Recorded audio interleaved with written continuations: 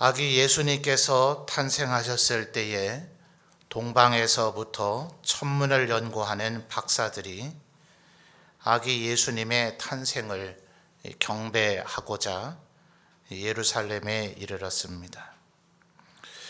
우리는 아마 동방에서부터 천문을 연구하는 박사들이 우리가 오늘 읽은 11절 말씀에 기록된 대로 황금과 유향과 그리고 몰약과 같은 아주 고귀하고 진귀한 그런 예물을 예수님께 드리러 왔다, 이렇게 기록되어져 있으니 굉장히 예수님의 탄생하셨을 때의 그 상황들이 아주 평화롭고 아주 경사스러운 날인 것처럼 생각하려는지 모르겠습니다.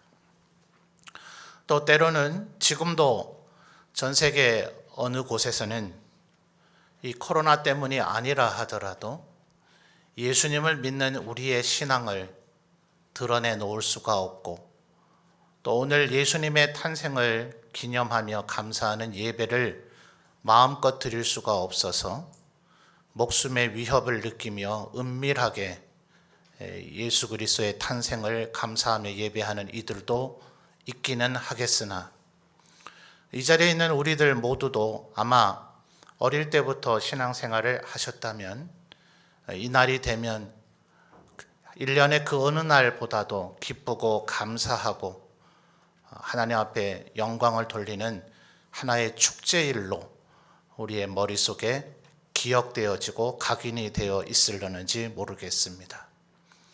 그러다 보니 아마도 작년과 올해 이어지는 여느 해보다는 뭔가 너무나 차분하기를 넘어서서 고요한 가운데 예배 드리는 이 성탄절이 뭔가 우리에게 마음을 좀 상하게 하지 않는가 하는 생각을 해보게 됩니다. 근데 이때의 실제의 모습은 어떠했을까요? 동방에서 온 이 박사들로 인해서 우리가 오늘 11절까지를 읽었습니다만 12절 이하를 보면 베들레헴에서는 아주 끔찍한 일이 벌어져 버리고 말았습니다. 이들이 만약 예수님께서 헤롯 왕실과는 아무런 관련이 없는 분이라는 걸 알았다면 이렇게 순진하거나 혹은 무모하고 어리석기까지 할 정도로 예루살렘에 있는 헤롯 왕실을 찾아가지는 않았을 겁니다. 아마 모르긴 몰라도 성경에 그런 얘기까지 기록되어 있지는 않으나 이들이 헤롯 왕에게 가서 유대인의 왕으로 태어나신 이가 어디 계십니까? 라고 이렇게 질문한 것을 보면 아마도 이들은 예수님께서 헤롯의 아들쯤 되는 이제 이 왕자가 태어나서 성장하면 그 역대 그 어느 왕과도 비교할 수 없는 아주 위대한 군주가 될 거라는 그런 순진한 생각을 했지 않았겠나, 그렇게 추측하는 신학자들도 있습니다.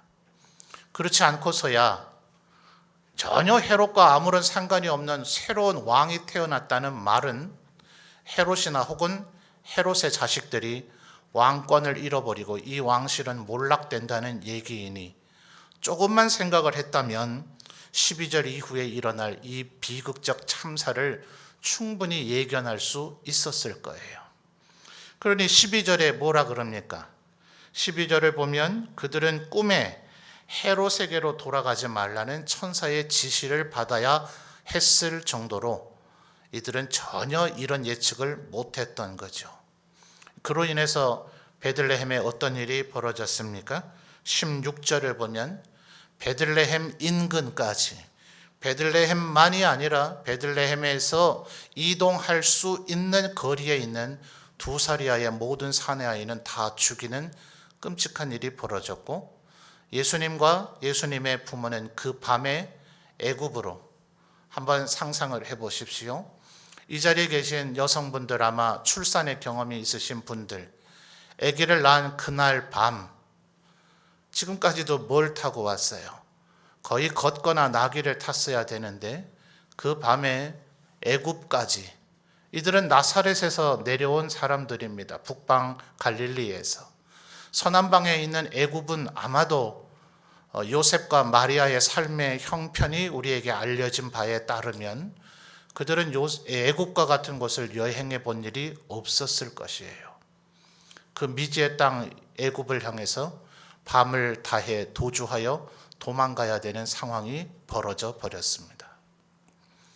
왜 이들은 베들레헴에 왔다가 예루살렘에서 내려온 헤롯 왕실의 군사들을 피해 도망가야만 했을까요?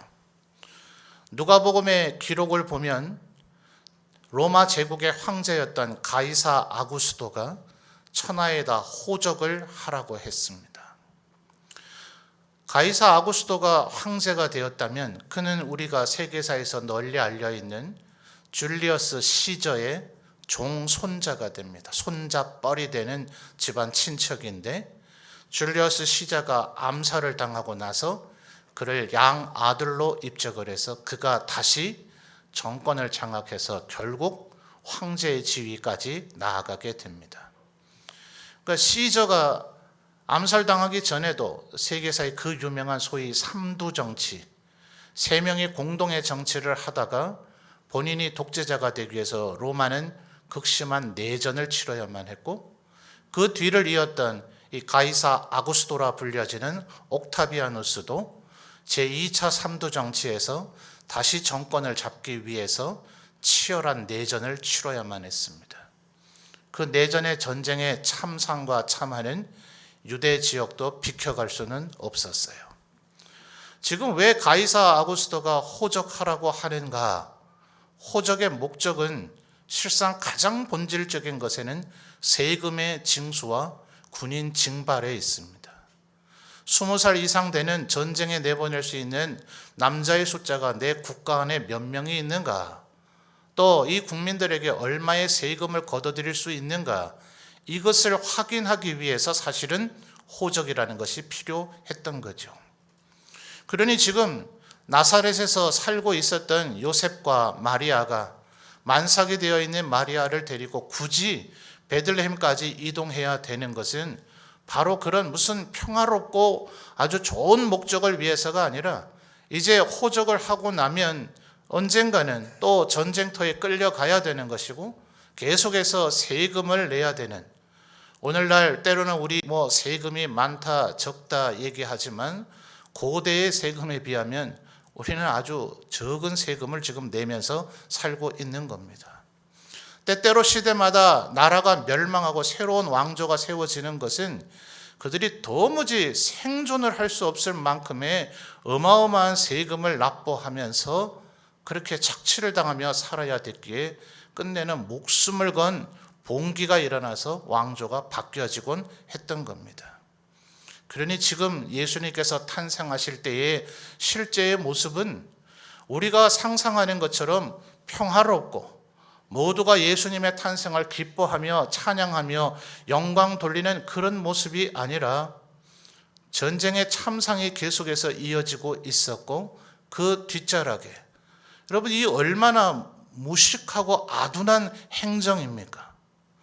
아니 나사렛에서 3명의 인원을 확인해서 베들레헴으로 보내주면 될 거 아니에요. 베들레헴이 호적인 사람이 현재 나사렛에 3명 살고 있다. 이게 안 되는 거죠. 요셉 1명 가서 내 아내와 곧 태어날 아들이 있습니다. 이거 구두로 설명이 안 되는 거죠. 굳이 3명이 베들레헴까지 와서 그 만삭의 여인과 그리고 이제 곧 태어날 아이까지 와서 얼굴을 보여주고 등록을 해야 되는 야만적 행정 체계밖에 없던 시절이다 하는 거예요. 요즘 같으면 이게 상상이나 되겠어요? 말이나 됩니까? 그러나 이때에는 응하지 않으면 죽습니다. 그러니 요셉과 마리아는 이래도 죽었고 저래도 죽으니 그 목숨의 위협을 무릅쓰고, 여러분이라면 오늘 내일 곧 출산을 앞두고 있는 여러분의 아내를 데리고 이 무모한 여행길에 나서겠습니까? 갔더니 그곳에는 더 이상 정상적인 사람이 숙박할 수 있는 그런 곳이 없어서 짐승의 말 구유, 마구간에서 출산을 해야 될 정도의 그런 상황을 스스로 자초하시겠습니까? 아무리 가난하고 힘들고 어려운 상황 가운데 살고 있었다 하더라도 나사렛에서 출산을 했다면 이 정도 수준까지는 되지 않았을 것 아니에요. 뭐 때문에 갔어요? 자유롭고 너무나 가고 싶어서 안달이 나서 갔습니까? 아니요. 가이사 아구스토의 그 명령에 응하지 않으면 어떠한 가혹한 처벌이 올 것이라는 걸 너무나 잘 알고 있기 때문에 목숨의 위협을 느끼면서도 베들레헴까지의 그 무모한 여행을 할 수밖에 없었던 것입니다. 그러니 여러분 기억하십시오. 예수님께서의 탄생하셨을 때의 그때의 상황은 우리들이 하나님의 은혜로 조금 누렸었던 그 평화로운 하나님 앞에 기쁨으로 영광 돌리는 그런 환경 가운데서 주님이 태어나신 것이 아니라 처처에서 난리와 기근과 울부짖음의 소리 속에 주님께서는 우리를 위해서 태어나셨다는 거예요. 이 얼마나 더 감격스러운 일입니까? 주님께서는 이 동방에서 온 박사들이 예상했던 것처럼 차라리 헤롯 왕실의 일가인 것처럼 헤롯의 왕궁 혹은 헤롯 왕실의 별궁 같은 곳에서 아주 호화로운 비단 침대에서 태어나셨다 하더라도 하늘 보호자에 비하면 그것은 너무나 초라하기 그지없는 장소이었을 것입니다. 그런 주님께서 우리를 위하여 말구에 누이실 정도로 이렇게 태어나심을 감당해 내셨다. 동방에서 온 박사들이 11절 말씀을 다시 확인해 보시면 예수님께 어떠한 예물을 드렸습니까? 황금이라 하는 것은 정금이라고 번역되는 것이 중요합니다. 이것은 단순히 금이다 하는 것을 떠나서 온전하게 재련이 된 불순물은 조금도 없는 그 정금을 이야기하고 있는 것이며, 두 번째 유향이라 하는 것은 식물 나무의 껍질에 상처를 입히면 거기에서 수액이 나와서 일종의 젤리처럼 굳어지게 되는데, 이것을 화로와 같은 불 위에 던지면 반건조 상태에 있던 이 향유의 그 젤리 형태가 순식간에 불의 열기에 의해서 기화되어지면서 향기를 내는 것입니다. 심신의 안정과 일종의 정신적 치료의 약효도 있기는 하지만 본질적인 것은 악취를 사라지게 하며 맑고 건강한 향기를 내는 것의 목적으로 사용되는 것이 유향입니다. 세 번째 모략도 역시 약초에서 채취되어지는 성분인데, 이것은 역시 부패와 또 일종의 소염작용까지도 하는 일종의 오늘날 우리가 치약에서 사용되는 불소 성분과 유사한 그런 것들을 함유하고 있는 그런 식물성 약재료입니다. 결국 지금 이 동방에서 온 박사들이 아기 예수님 앞에 예물을 드린 이 세 가지는 가장 정결한 행실과 그리고 향기로운 삶과 그리고 부패하지 아니한 그런 정신이 이 예수 그리스도로 인해서 이 땅에 이루어질 것임을 보여주고 있는 것입니다. 도대체 이 동방에서부터 어떻게 이들이 헤롯과는 아무런 상관이 없는 아기 예수께서 탄생하신다는 것도 모르는 채 무턱대고 이렇게 마치 왕궁에서 왕자가 태어난 것처럼 이렇게 예물을 준비해서 왔을까요? 신학자들은 다니엘서 12장 3절에 많은 사람을 옳은 대로 돌아오게 하는 자는 하늘의 별과 같이 빛나리라.